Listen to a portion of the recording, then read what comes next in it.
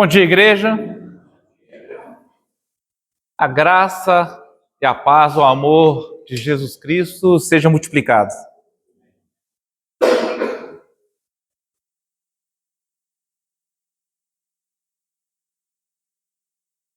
Existiam 3 touros que eles pastavam juntos durante muitos anos e eles tinham uma segurança muito grande nesse pastar durante o dia e tinha um leão que ficava empreitando, doido, querendo comer aqueles touros. Só que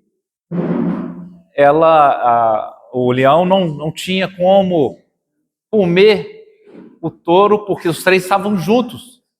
Então ele fez com que pudessem separar aqueles 3 touros e ele, no final, ele conseguiu comer os 3 touros. Ele comeu cada um, que conseguiu separar eles por ele armou ciladas e separou os touros. E aí ele conseguiu comer individualmente cada um. Essa metáfora é para dizer que a unidade que Deus criou para a igreja, ela é fundamental.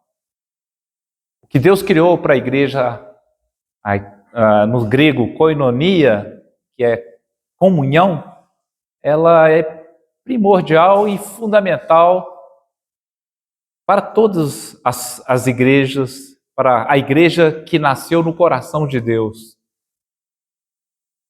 Paulo, quando ele escreveu aqui aos Efésios, no contexto geral aqui do livro de Efésios, ele fala assim, que aqui na terra nós já temos que ter dentro de nossas mentes essa convicção de comunhão. Porque aqui na terra, como Hebreus capítulo 6 fala, é um pouquinho lá de cima. Dá para sentir um pouco o que é estar na glória. Porque a comunhão está junto com os irmãos.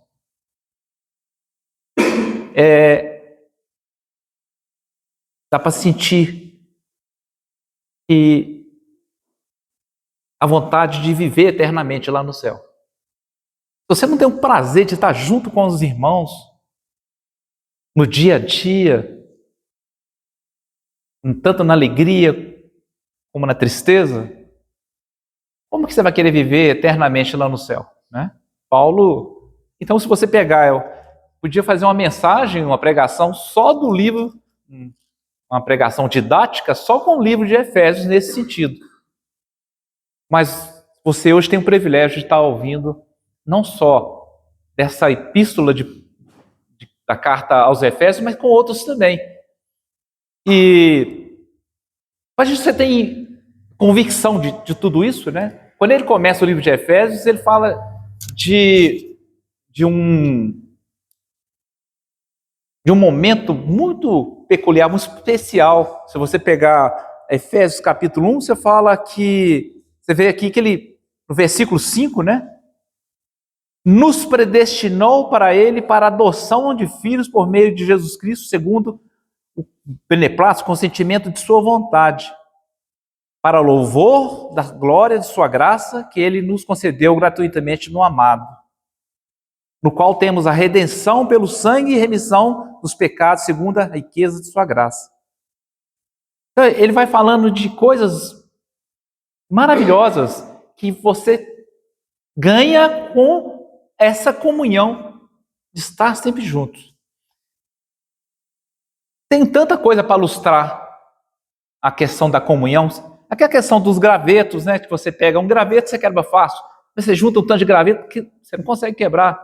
Aquela ideia de que Deus criou, nós somos como um rebanho, né?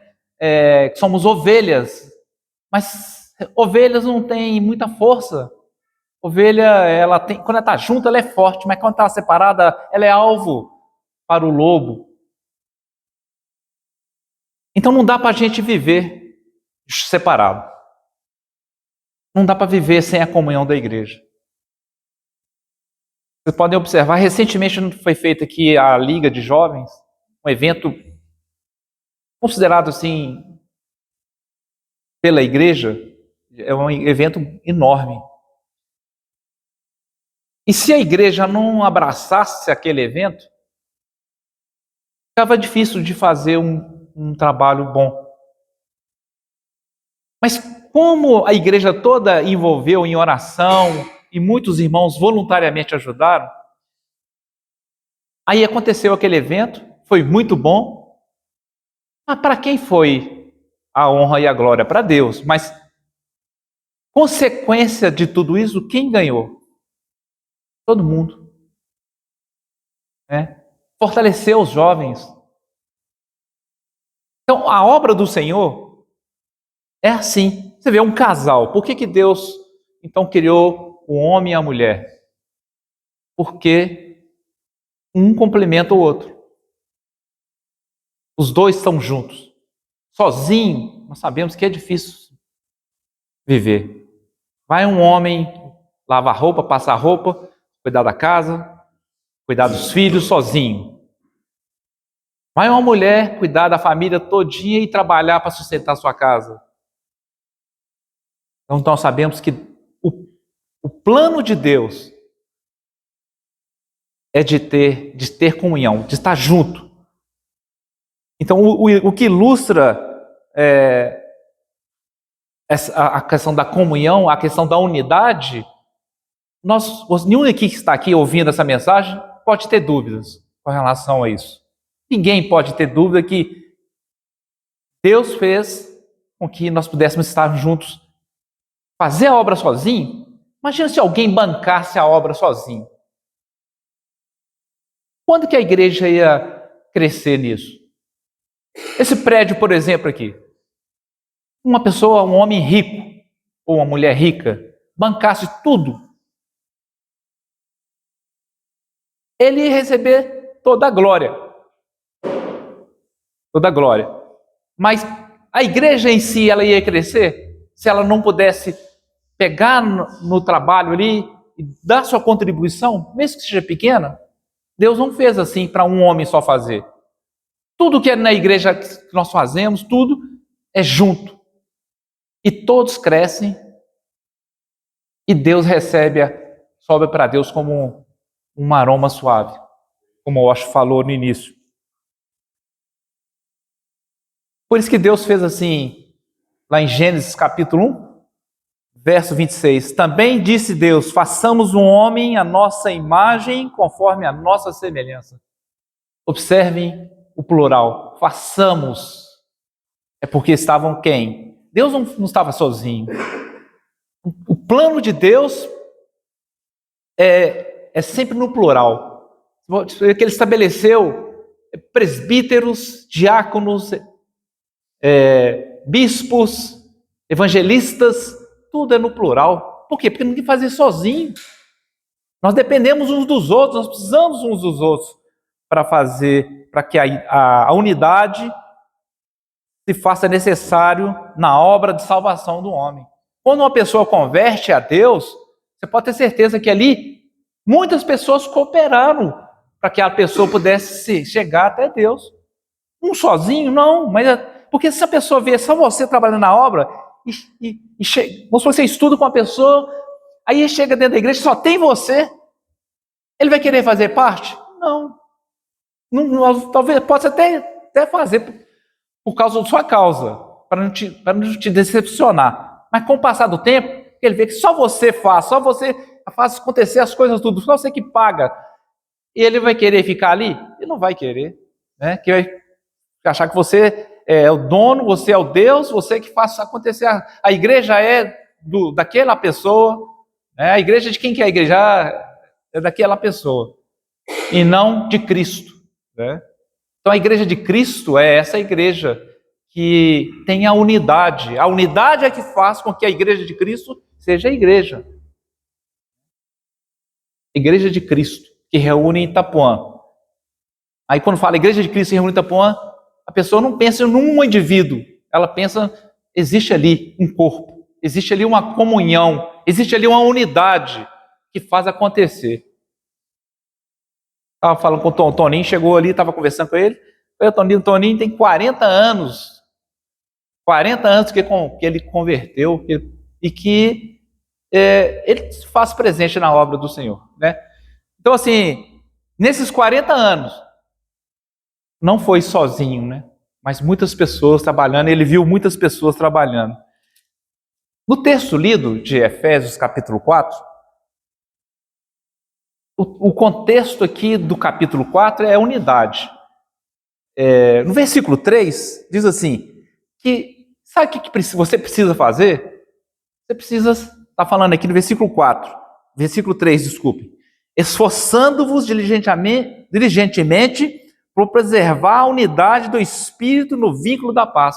Ele está querendo dizer, irmão, você que está aqui ouvindo, quando você não se esforça para estar junto com a igreja, quando você não se esforça para poder ajudar em qualquer tipo de trabalho da igreja, você é que está perdendo. É nós que perdemos. Porque quando você se esforça, quando você participa, você fortalece o seu irmão, você fortalece a igreja e você mesmo. Você sai ganhando com isso. Você se abstém das coisas de Deus, da obra do Senhor, é muito triste porque você faz parte de mais um tijolo na obra. Sem você lá vai ficar um buraco. Você é importante. Não tem nenhum membro aqui que não seja importante. Todos são importantes na obra do Senhor. Por isso que ele deu dons aos homens. Cada um de vocês tem um dom diferente. Tem gente que tem dons no plural, muito mais. É o Marcelo, eu vou citar o nome aqui, eu não ia citar o nome de ninguém, mas esse homem sabe fazer de tudo. Você pega para pintura, estou aqui. Reboco, estou aqui. Encanamento, estou aqui. Assim, eu sei que todos vocês têm vários dons, mas se você não empregar o seu dom na obra do Senhor, para que Deus deu esse dom?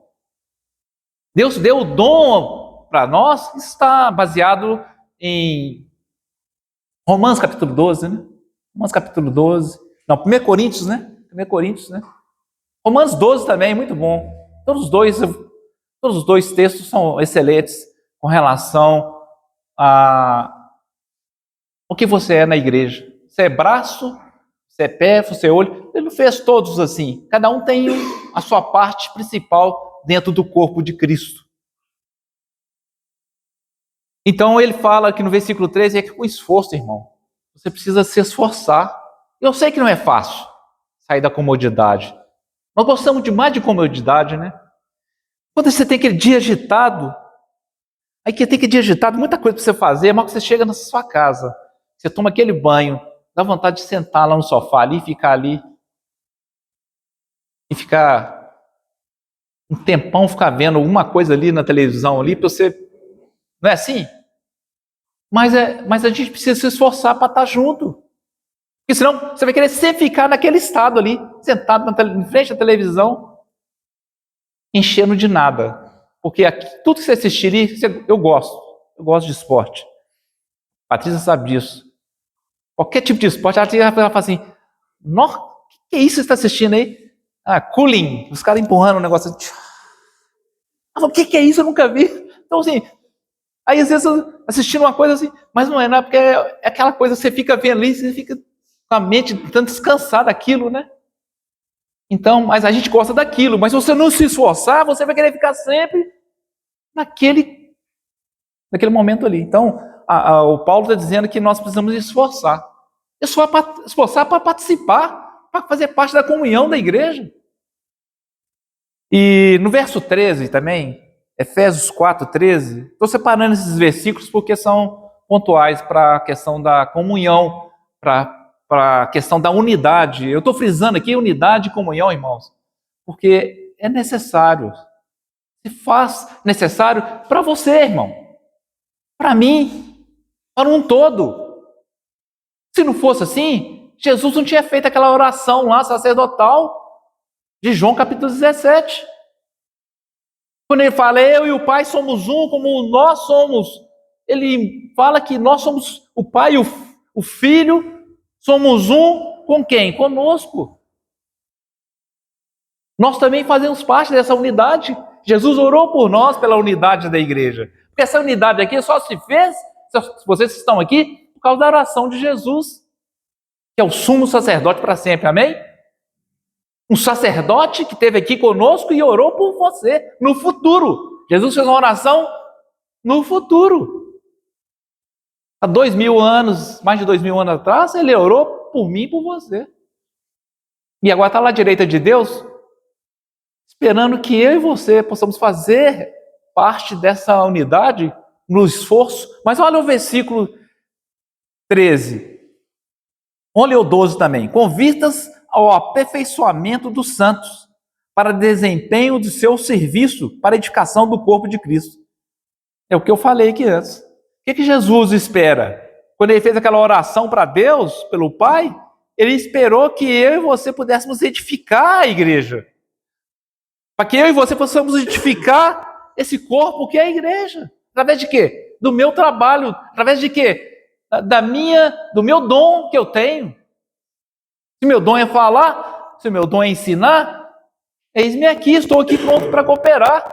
No verso 13, até que todos cheguemos... Quando? Até onde? Por que Deus fez isso? Qual que é o plano de Deus com relação à unidade e à comunhão do corpo? Ele fala que até que todos cheguemos à unidade da fé e do pleno conhecimento do Filho de Deus, a perfeita varonilidade, à medida da estatura da plenitude de Cristo. Deus, Jesus e o Espírito Santo, com a ajuda do Espírito Santo hoje, Ele espera que eu e você possamos chegar bem próximo de Cristo. Jesus Cristo, homem, porque Ele veio na sua plenitude e nos deu todo o conhecimento de Deus e o que nós precisamos fazer para ter essa unidade e crescer.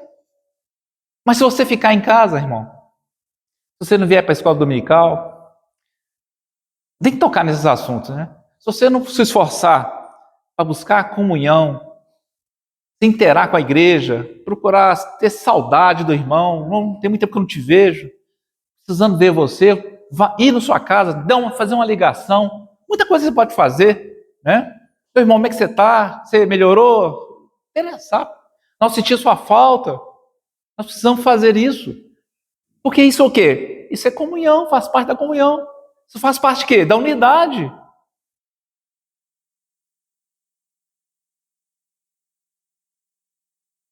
Isso tudo, irmãos, ajuda para que não haja divisão. Você vê que Paulo, quando escreveu 1 Coríntios capítulo 12, abra sua Bíblia, 1 Coríntios, eu citando só, não adianta, a gente precisa ver, né? Nós precisamos ter certeza do que nós estamos falando.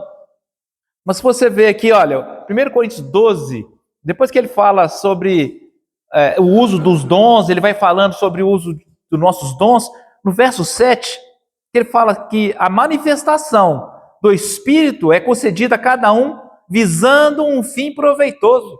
Mas se você não exercitar, se você não fizer, não vai ter fim nenhum proveitoso dos dons que Deus te deu.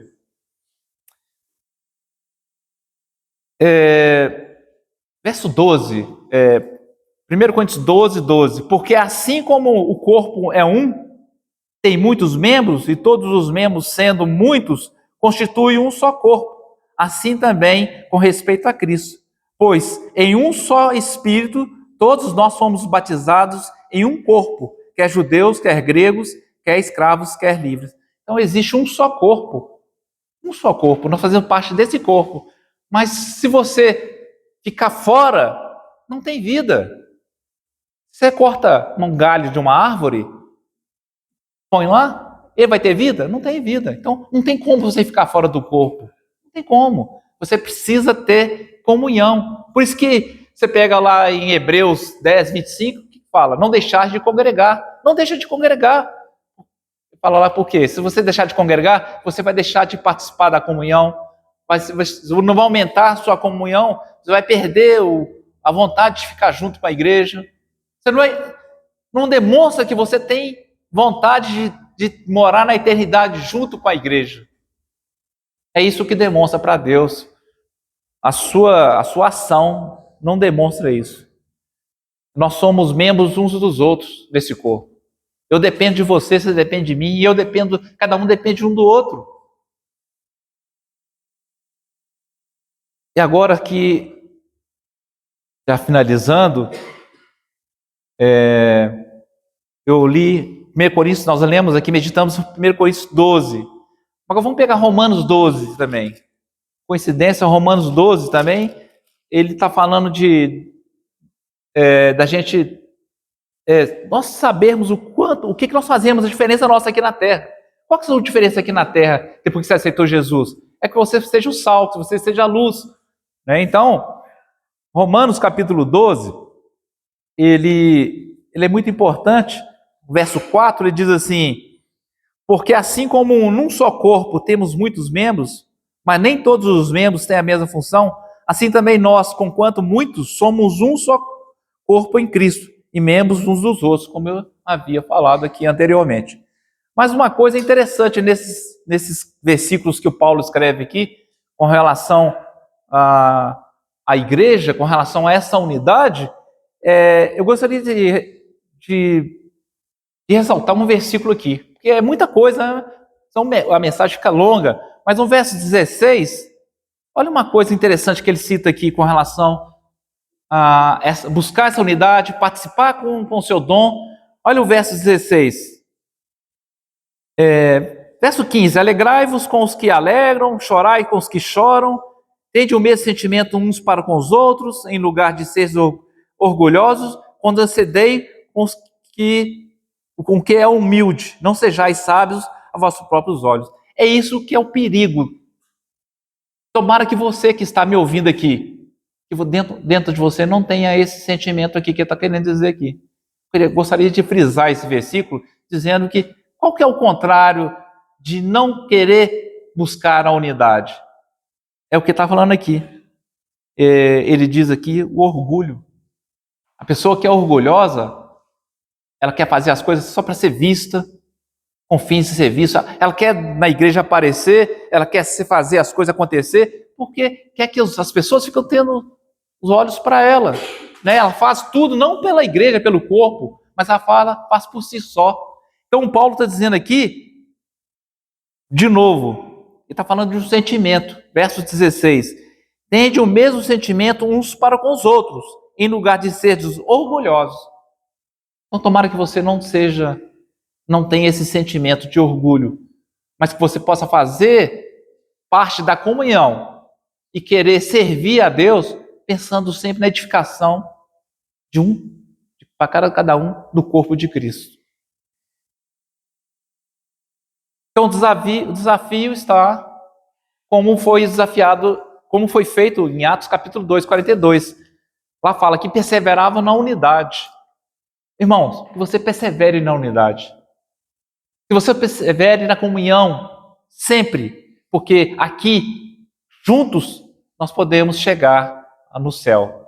Amém? E deixando então aqui,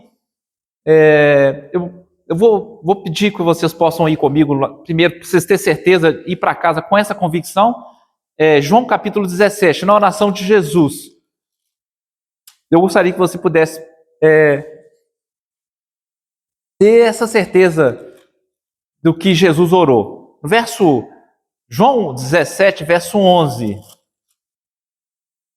Ele diz assim: já não estou no mundo, mas eles continuam no mundo, ao passo que eu vou para junto de ti. Pai Santo, guarda-os em teu nome, que me deste, para que eles sejam um, assim como nós.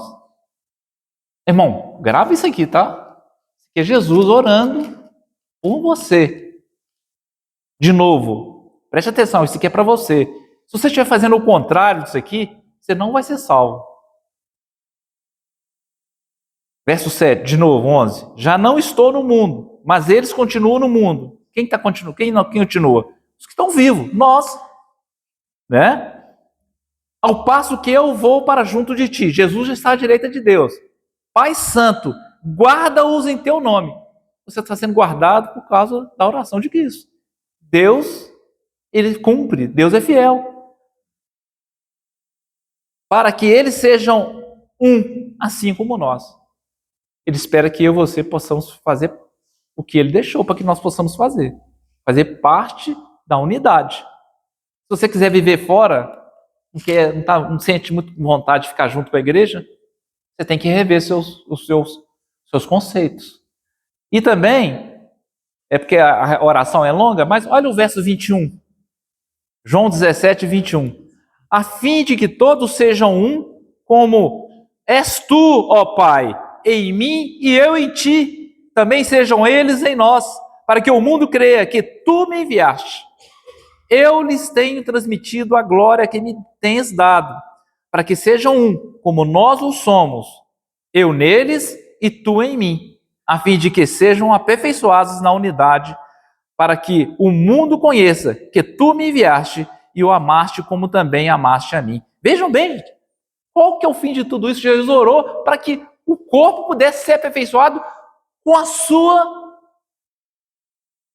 presença, com a sua contribuição. Quando você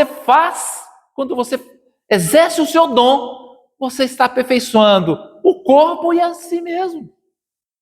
Muito legal, né? Muito interessante a gente meditar nessa oração. E por fim, então, finalizando, deixando para que nós possamos ir para casa com essa convicção e continuar firmes, 2 Coríntios capítulo 13.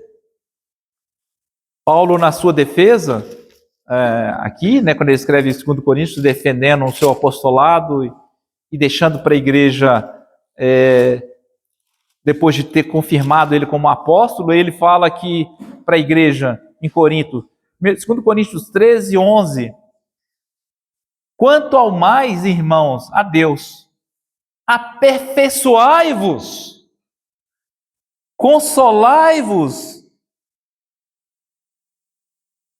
sede no mesmo parecer, vivei em paz, e o Deus de amor e de paz estará convosco. O mesmo eu deixo aqui para vocês, irmãos. Que nós possamos aperfeiçoar cada dia mais na comunhão, nessa unidade do corpo de Cristo. E agora, o último versículo, Filipenses capítulo 1. Filipenses capítulo 1, verso 27. Vivei acima de tudo por modo digno do evangelho de Cristo, para que, ou indo ver-vos, ou estando ausente, ouça no tocante a vós outros, estáis firmes em um só espírito, como uma só alma, lutando juntos pela fé evangélica. Que bom, né? Imagina que Deus olhando para cá, para baixo agora, para baixo a gente fala para baixo, mas pode ser... Deus olhando para a igreja e Ele vendo